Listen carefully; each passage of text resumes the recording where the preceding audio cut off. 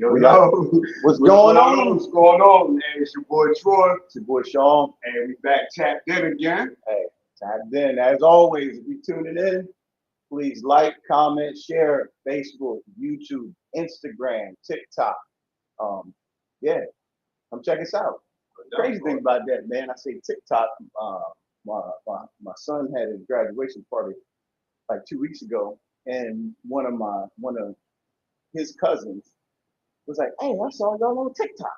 All right. Like, That's hey, no doubt. No hey, doubt, hey. man. Hey, So we reaching a whole new demographic now. that's it. That's the goal. That's the goal, man. Yeah. So what's good, man? What's good for this week, man? How was the week thus far?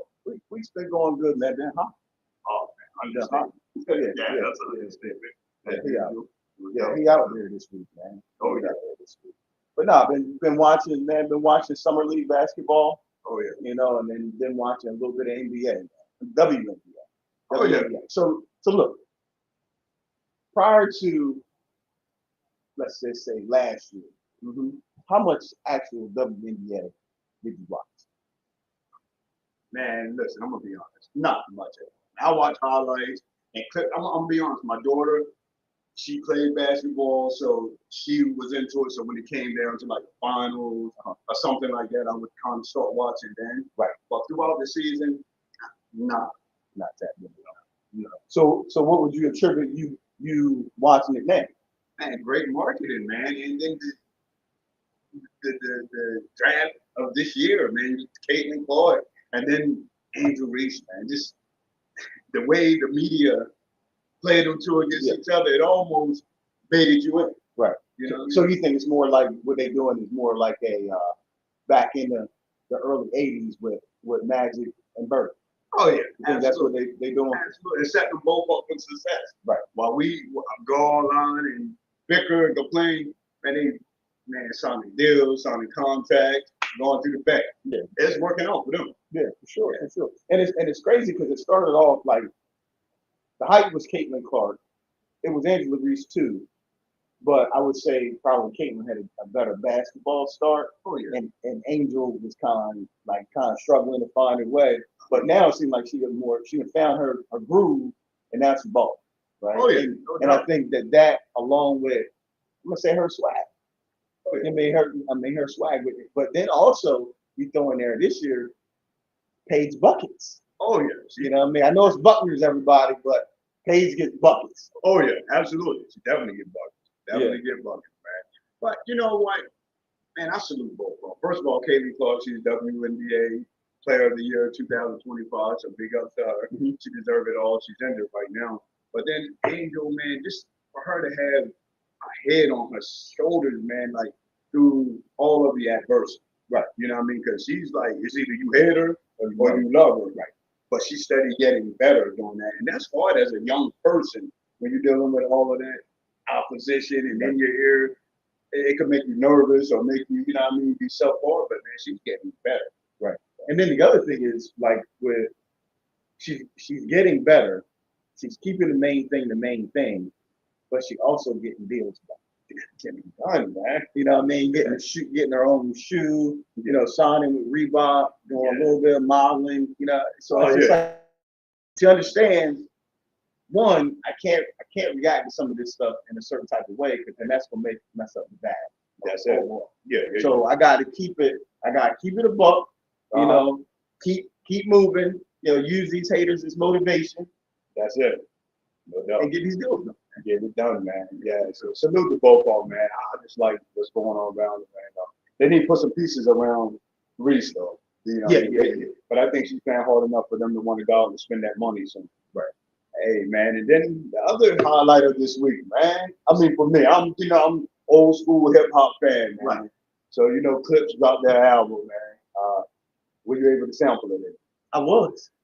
I was impressed. You was impressed? Yeah, because honestly, I had no expectation. Right. Right. So it wasn't like they put out music recently and I got it compared. I think it was like 15 years ago. 15 years, yeah, since they put out an album. So it's just like,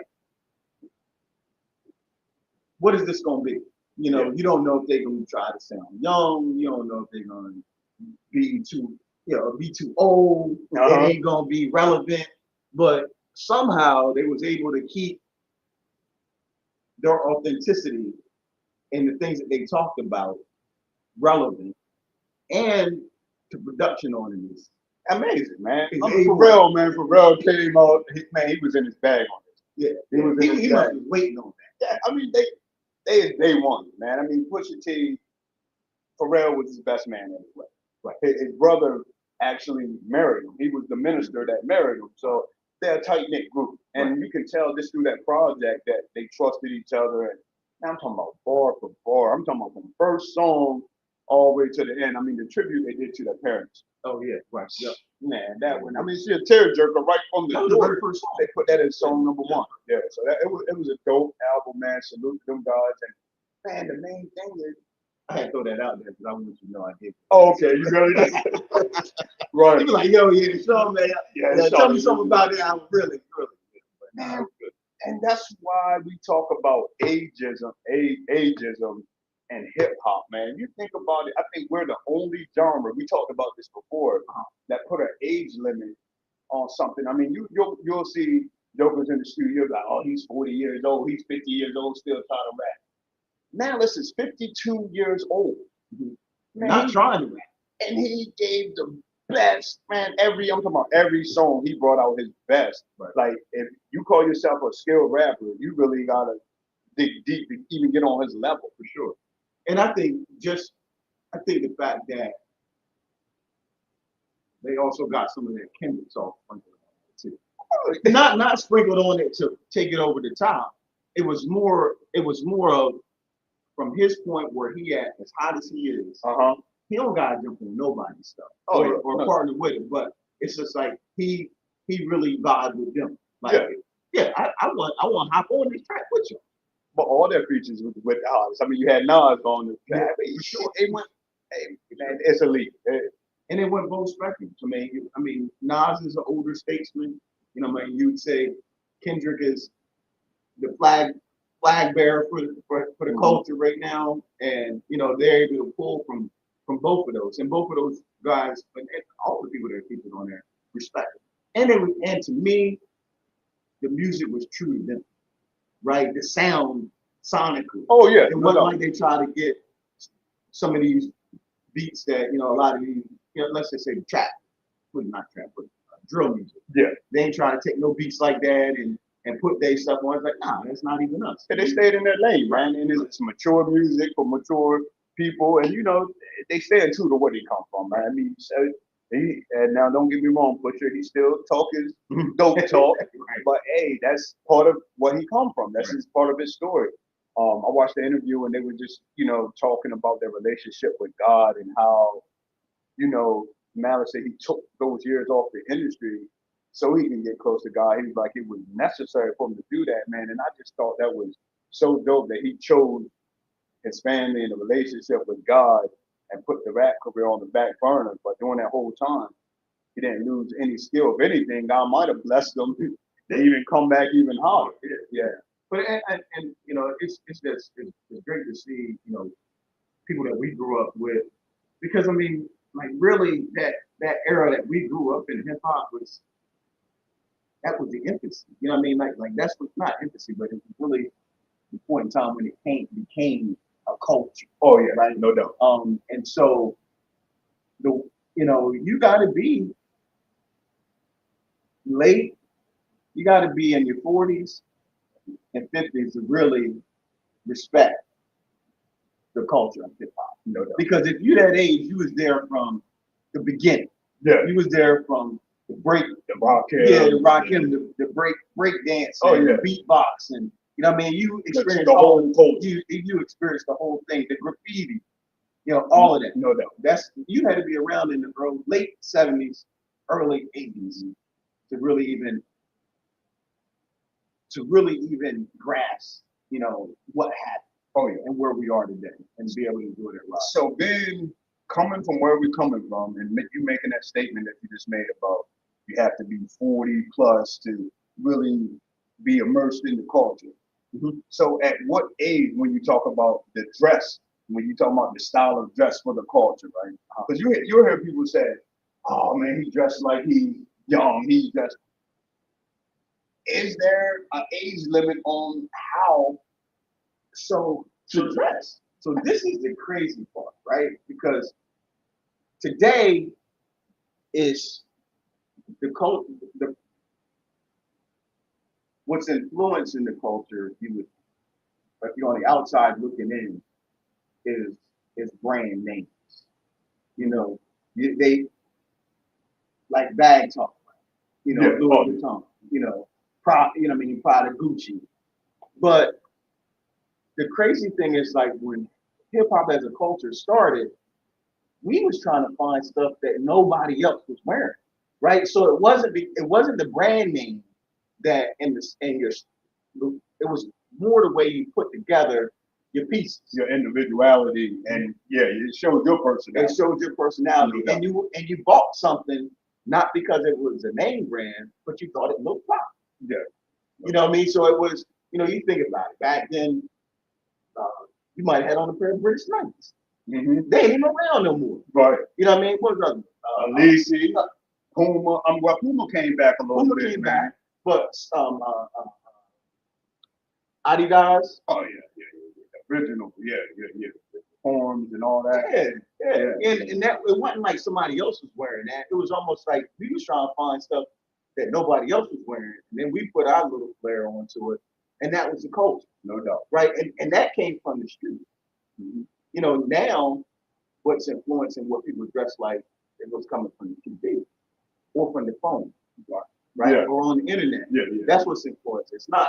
It's not coming from the actual culture. And so what I see when you talk about dress, me personal preference, I couldn't dress like that. Right? Jim Jones dressed like he's 25. It's very few 50-year-olds that can dress like they're 25. Yeah. But part of being in the culture is understanding where you at in the culture. Mm-hmm. Like I can still be fly, but I don't have to have huggies. I'm more of a, and me personally, I'm more of a dress how you feel, but I can dress to the occasion. Right. So if I'm going in the city and I'm going to a concert, something like that, and I know it's a younger person concert, not saying I want to look young, but I know how to put on the right fit that I'm not gonna look like Pop in the building, what I mean? Right. And I said that, but at the same time, I think we need to also know how to switch lanes and put it on when it's time to put it on, because we're grown men. That's right. And with that being said, I think that was a perfect time, man, to introduce a summertime suit up event that we got coming up since we're talking about dress and style. And man, first one introduce and bring on a guest for today. We have my co-founder, founder and co-founder of the Summertime Suit Up, Mr. Dana Sutton. All right. Hey. Give it up. What's going on, guys? How you doing, man? Man, great to have you, man, on Tapped In. Tapped In's first guest. Yes. No, wouldn't have it any other way. Yeah. Thank you. That's what's up, man. So yeah, you got the honor of being our first guest, and what better way to have a guest than somebody who's doing something that's giving back to the community. Yes. Because we all about community, we all about family, and leaving our communities better than what we found it. And so, when we thought of a guest, we couldn't think of anybody better than you doing something locally, and has a great story behind it. So, like for the people that's out there watching, can you tell us a little bit about how Summertime Suit Up started? Well, we came up with it together, my cousin Troy and myself. Just watching it on Instagram, Facebook, social media. A lot of cats were doing it in other cities, big cities. And I reached out to Troy. He's like, man, we got to attend one of these events. Just pop up, show up, get suited and booted. We got to hit one. We both like dressing up for the occasion. And I'm a firm believer in when you dress good, you feel good. That's just how I feel. So Troy was like, I think we know enough people, we can pull this off ourselves. Instead of traveling to the city, we can do it here locally. I was a little bit concerned. I didn't think we were going to be able to pull it off, but fortunately, man, there was enough guys and young men locally here in the community and community surrounding us that were willing to come in and support and want to be a part of it. So here we are in our second year annual event coming up in a couple of weeks, man. So it's grown tremendously just in 1 year. Right. Oh, yes. Yes. Well, that's what's up. So, like, as far what for you this event, what role does it play in the community? Man, a big role. So one of my visions when we started doing it, it wasn't only about putting on a suit. It was about bringing men from the community together under one roof, under one accord. And also, everyone that I spoke to, I'm asking them to bring their kids, their sons, their neighbor, their little nephew. If it's a young gentleman big enough to put a suit on and he can walk, bring them out to the event. Right. From where we're from, man, we didn't have older men and gentlemen to show us how to carry ourselves. So a lot of the culture now, and some of the young ones now, man, a lot of them think it's cool to walk pants around your butt. So all that stuff, man. So we're just trying to bring something different with a little bit of style and class and show the young men how to carry themselves. Not necessarily saying you have to have on a suit, but just dress presentable. Right. You know? No, just have that confidence. Yes. Yes. And that's the key factor, man. When you dress up, like you say, you feel good, you have confidence, and then when you put that confidence in a room with that type of energy, with a whole bunch, of men, what I mean, from all walks of life, man, all got something to share, come from different paths, but man, it's almost like we're in uniform. Dressed up, we're looking good, and we're portrayed in a positive light. Right. You know what I mean? So, lots of times, we live in a visual society where within the first few seconds you can look at somebody and you make a judgment on them. But that day, whether we stop into the store, whether we're on our way, and they look and say, "Oh, man, he's going somewhere. He's going," you know what I mean? Right. Yeah. And I would say, even from my perspective in my job and what I do, I work in field in real estate. And when I got into real estate, I was young, and so I was one of the very few people who dressed up in a shirt and a tie every day, right? And it was because, one, I wanted to feel good about myself, but two, I wanted people to take me because I look young. I wanted people to take me seriously, right? And then the other thing is, when you dress like that and you're working in a professional environment, you feel like you gotta make things happen. You gotta do things, right? And then, so slowly you start to build your business. Then you start to get involved in the community. Now people recognize you and see you. And at the stage that I'm at in my life now, I don't feel the need to have to put on that suit in some spaces like I used to. You've already built your brand. I've already built my brand, but I also, regardless if I have that shirt and tie on or I got this on, I still feel this confidence. Yes. Right? Sometimes it's that suit, putting that on, just it elevates your confidence. But if you work in that, if you have that suit on enough, it becomes just who you are, right? And you're just confident in any setting, and no matter how you dress, and that's really important. I could tell you my experience, man, and you said a key thing. When I started selling real estate, and I was coming in the office about 2-3 years straight, I did the same thing. I dressed up with a shirt and tie. But from my experience, from where I was coming from, I had to. It's like, if I wanted to walk up to you in the Food Line parking lot and give you a business card, and I tried that in my street apparel, you locking, rolling your windows up, locking your door. Right. You know what I mean? And it's like, yo, this is not getting me anywhere. So if I want to market myself, put myself out here, I got to, tuck my shirt in, I got to put my tie on. And, it's different. Some of our counterparts don't have to do it. Right. But we have to do that just to be taken serious. That's just getting you in the door. Right. But then it's what you know after that. Right. Right. So. Yeah, for sure. And it's something that we got away from, just being, guy. You think about it back in, it was how fly can you be? And so that's really important. So that, like, a follow-up question to that, it's grown, the last, this being the second year. What's you guys' vision for moving forward? What type of things would you like to be able to, for this event, to produce maybe throughout the year? I know I talked to you in the past. I know one of your goals for this year was to give out scholarships. Yes. So like, what other things would you like to be able to do moving forward? And first, I would like to give a shout out to Robin Priest. She's one of the donators, Penn State alumni, man, who made it possible for us to even give out these college scholarship fund checks. Um, we just had so many different ones come out and want to donate so kids can benefit from having tickets donated, or single parents don't have to pay for their kids to come out to this event. But we've just grown so much within 1 year. Sky's the limit for us for the upcoming year.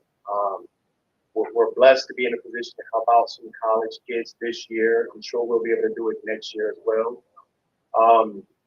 One key factor for that was just in my heart, my vision. When my son was able to go to college for free, Division I college on a scholarship, there's so many kids here locally that are just as talented as my son, but didn't catch the break that my son caught. So they're having to pay for school, having to get gas to get back and forth to school, to pay for food. So any way we're able to help them out through this program, man, it's a blessing for us to be able to help, and it's a blessing for them to be able to receive, man. So that's just where we are with that, man. And it's gonna grow even bigger, man, because it's grown tremendously just in 1 year. Right. Right. So you touched on something. So just for the people that's tuning in, maybe they might not be here locally. They might be in another state across country. If they wanted to say, hey, look, I believe in what they're doing. I would like to help them out and be a part of it. How do they reach out to you guys? You have like a Facebook page? You got social, or Yes. how they can reach you? Definitely on Facebook and Instagram, Dana Sutton. Also, we have our own website for the event, www.mensuitup.org. It's a published website link you can go on, and our goal is to keep that website up. You won't be able to purchase tickets in another 2 weeks or so, but the website will always continue to be up, just so if anyone ever interested can go back and look at the event to see what our mission is, see why we're doing this event, see the pictures from the event, to see the different young kids, man, ages, 6, 7 years old on up to older gentlemen. So, there's different ways we can reach out, and Troy has his own social media as well that promotes the event. So, no doubt. And also, I did want to say, man, there's no qualifications. That's the main thing, man. The qualification is being a male. You know what I mean? Right. It males from anywhere. So I know a lot of people looking, you might be on the fence, say, oh, I want to be a part, but I don't really dress up, or I want to be a part, but I don't mingle in this place or that. It's none of that. We're all there for the same reason. You know what I mean? And we're there to, learn from one another and honor self and God, man. So we just want to be present, be in the room, whether you're from the youngest to the eldest. But everybody got something that they can give back. So Yeah, and for me personally, I just speak from from going last year. It's a lot of different people in the room that do a lot of different things. Yes. And so you've got different age gaps. You got some people that are just entering the workforce, trying to figure out what they want to do, and they might have something that they're interested in. But then you got somebody who's already in that industry, in that field, in that room that might be able to help them out and point them in the right direction. So the other part of it is just networking, building your personal network, to grow yourself, but also being able to build your network so you can help other people and connect them to individuals that will help them in the future. I feel like that's a big part of this event as well, because we're networking. We're asking anyone, if you have your own business, you bring your business cards so you can pass them out during the event around the room to one another. But also the second part of this is having the young men in the building. You may come across a young man that you take a liking to and say, I need someone to work for me during the summer. Young man, I like you. Would you be interested in working for me during the summer? So it's just, and keeping the people and the men in our community working. Why should we travel outside of our community if we have men right in our community that's doing the work that we need. But sometimes we don't know because it isn't put out. Well, showing you sell real estate, Troy, you work at Verizon, and you drive a bus for the state. People may need those services, but some people just don't know what we do for a living until we get in that setting. Right. No doubt. Yeah. So you touched on something a while ago, Dana. And since you're here, we want you to be a part of this discussion and conversation that we have on a weekly basis. You talk about your son and the opportunities that he has. And the one thing about Troy and I, sometimes when we talk, it's from the similar perspective, right? How our household makeup. So for you, can you tell me what it means for you? What did being a present dad look like for you? Oh man, it's priceless. Mm-hmm. Definitely priceless for me. I wouldn't trade it, and not only being a present dad for just my son, who's a superstar athlete, but for my daughters as well. So it's very important, man, for them to have a present father. But also, I feel as though as a father, it's important to us to be present for our children as well. It can be a lot. For me, it has been a lot, but I still wouldn't trade it for the world because our kids should be able to depend on us as their father.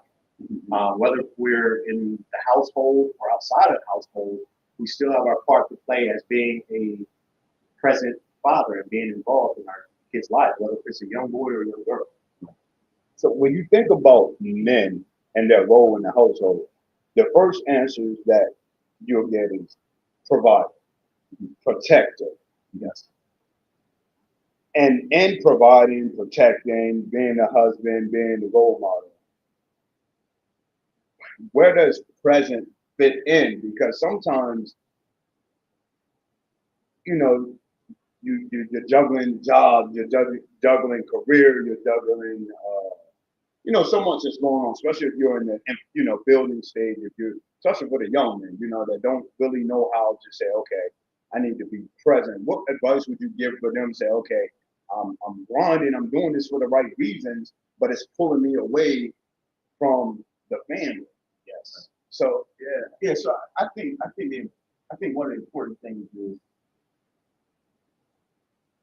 is when you're home and you're around your family, it's unplugged. Yes. Right. And saying I'm going to make myself available. Right.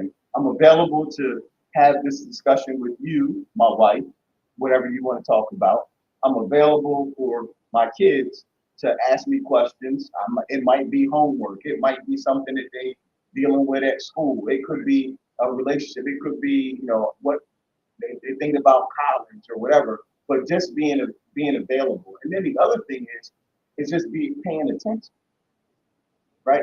Paying attention to the conversation that they're having, paying attention to the things that they're interested in, right? So for every one of my kids that are doing a sport or something that they've come to me and like, hey, I think I want to try this. And I'm like, where did that come from? Right. But okay, if you're interested in it, I'm interested in it. Let's do it. Yeah. Because I don't know what.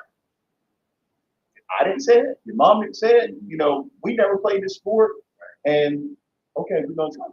Because evidently you heard from somebody. Right, and you want to do it. So if you're not actively listening and you're not being available, you miss out on those things. And sometimes it's not like a sport.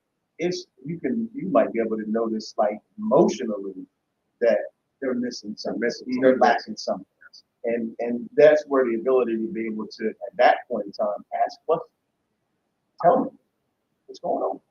I think it presents a challenge when both parents aren't on the same page, because dads a lot of times are known as the disciplinarian.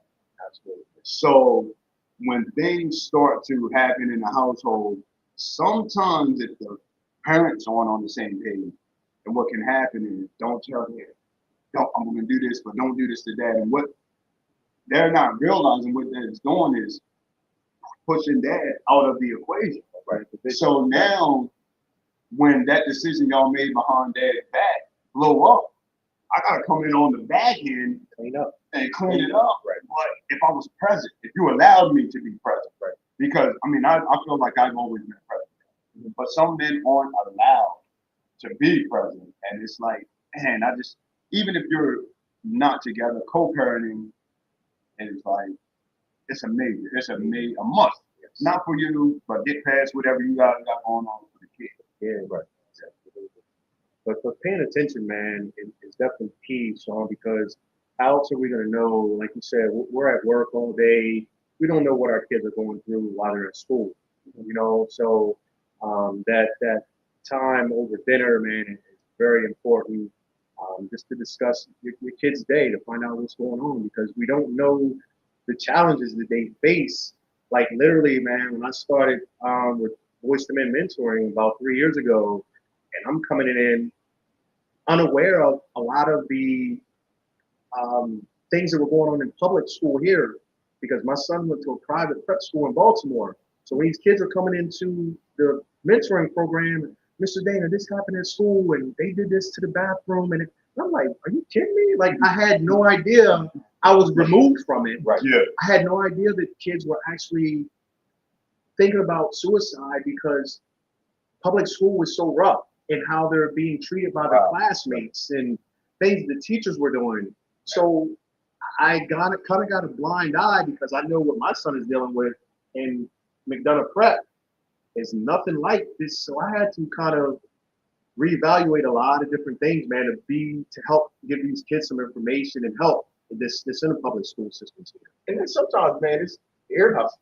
You know what I mean? I might hear say something to a friend or something. Man, tell me a little bit more about what you talking about. You know what I mean? Because that's how I found out kind of what you just spoke on. When they got to high school, more so with the boys than the girls. But you know, like everybody was smoking things in the bathroom. Yes. Everybody? Yes.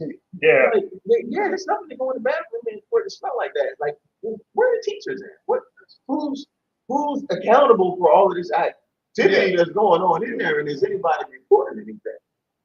And that is just, again, being around, listening, and asking questions, and not being present, not assuming like, hey, I know what's going on in my house, everything should be okay, but like that's a fear present, because now I got to talk to you. Well, how do you feel about it? Yeah. What do you think? You know? Yeah, and you would think, okay, I know where my kid at all the time. They're not walking uptown. They're not here. You know, they got practice at the school, and the whole time it's going on in school. Yeah. In school. So yeah, you really have to be in tune. But though, I'm gonna change it up just a little bit, man. You know, I'm always throwing something in the mix. But now it's on Facebook, man. You know, I'm always throwing something out there. This week, man, it was a guy and his son. Cause man, this is wild. They was outside, and I guess his son was young. They were playing around, and in the yard, and some masked men jumped out with guns on them. Man, don't you know the guy ran in the house, left his son, and his son got kidnapped. But they did bring him back. But I'm thinking, since we're talking about dads, I'm like, man, it's 3 fathers sitting here, man. Which one of y'all, man, would let your kid, man, get kidnapped? Like, come on, man. Like T.K. Kirkland said, man, go raise him. Yeah. Man, messing my head up. It's different. I couldn't see it. Leaving my child, well, my son, my daughters, my grandkids. Yeah. I couldn't see it for myself, man. But you know, everybody's not built the same. Yeah, but that right there, it seems like that's a one-on situation where you dig deeper than you ever. I don't care what type of fear, that situation, your kid. Yeah, you at least got to grab him. Like, yo, go. You know what I mean? You go. Yes. And somebody got to go. It's got to be me, right? I mean, it's fight or flight, man. I mean, you got to make that decision, man, to cover your kids first and foremost. Yeah. I mean, it might have been bad. I'm sure he did. I'm sure he did. After he hopped out. But, can't speak on that, man. That's good. No doubt. Man, we definitely, man, I appreciate you coming on today, man. And We're excited about the summertime suit up. Excited with that everything you got going on, man. You and your family. Yeah, well, yeah, definitely what we got going on with the summertime suit up and everything. But I'm just saying, even outside of that, it's with you and your family, man. We wish y'all all the God's blessings and everything like that. Yeah. None of this would be possible, man, if it wasn't for God, man. I say it all the time on social media, man. None of this was God's plan. Even my life this was not my plan. Right. I didn't know my life was going to start like this, let alone my life for my kids. Right. This was all God's plan, man. No you know, he gave me the tools and I worked it. Yeah. He gave me the tools and I worked it. And it's crazy, man. So like, you know, that is the key. Wherever you at in life, God has already gave you the tools to handle whatever you become. Yes. You know, so like a lot of times people think their adversity and, you know, like the upbringing and stuff that they had, they look at it as, you know, why me? And really they should be thinking about God is saying, why not you? Like, you don't know what I had planned for you. So you got to go through those things to be able to help people when you get to this place. Oh, yeah. Right? Or to be able to navigate through the things, you know, and deal with the personalities that you might have to when I get you on the other side, right? Oh, yes. And you know, so wherever you are in life, your journey is your journey, and everything that you need, you have learned in your life up until that. Already, it's already been laid out. It's already been laid out. That's what it is. So we appreciate y'all. We gave you a little bit different format tonight. You know, like, comment, share, and let us know what you think. If you want to see, you know, see us have more guests on, make some suggestions. We'd love to hear from more people in the community, and be able to, you know, lift them up on our platform, give them a little bit more exposure, but, you know, also to be able to give you a different point of view other than ours. No doubt. Yeah, for sure. So I want to say thank you, man, for having me, man. I appreciate you guys.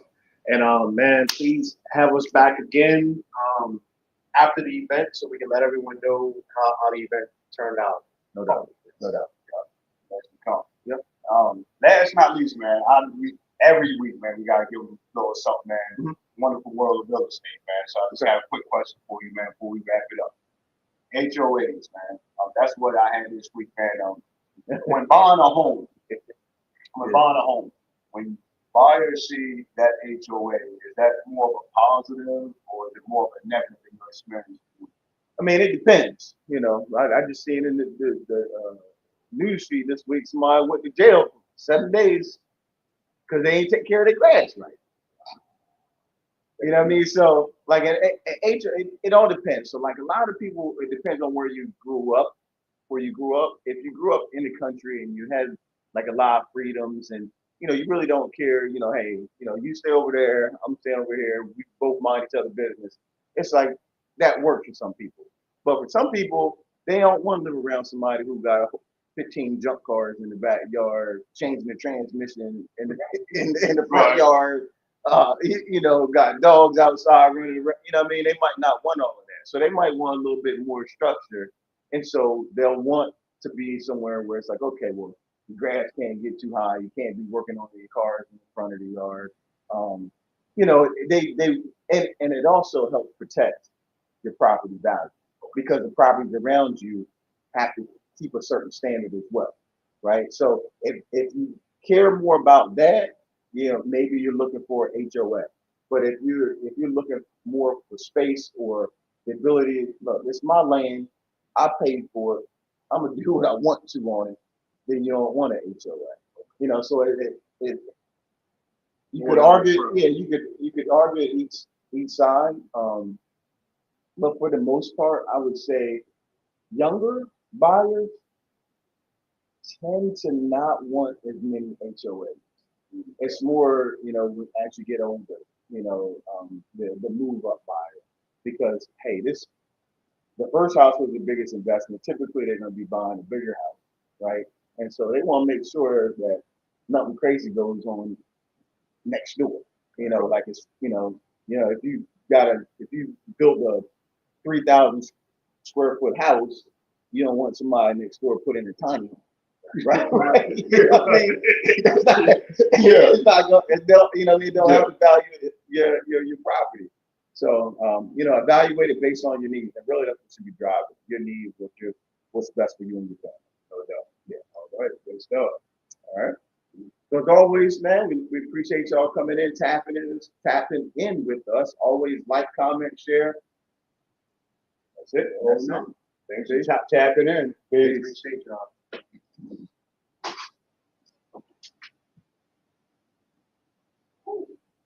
Better be